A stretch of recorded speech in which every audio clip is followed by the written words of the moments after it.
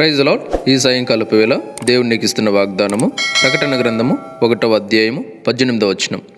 నేను మొదటివాడును కడపటివాడును జీవించువాడును, మృతుడనైతిని గాని ఇదిగో యుగయుగములు సజీవుడనై ఉన్నాను, మరియు మరణము యొక్కయు పాతాళ లోకము యొక్కయు తాళపు చెవులు నా స్వాధీనములో ఉన్నవి.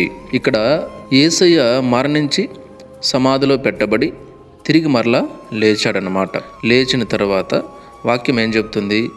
నేను మొదటివాడిని అంటే మొదట ఉన్నవాడిని, కడపటివాడిని అంటే చివరి వరకు ఉండేవాడిని, ఎల్లప్పుడూ జీవించేవాడును, నాకు మరణము లేదు.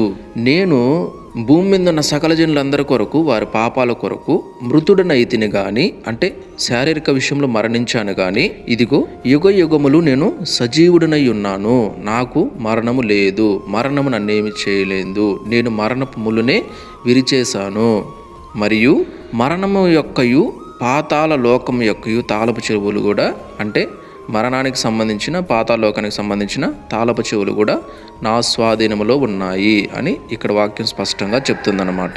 Praise the lord.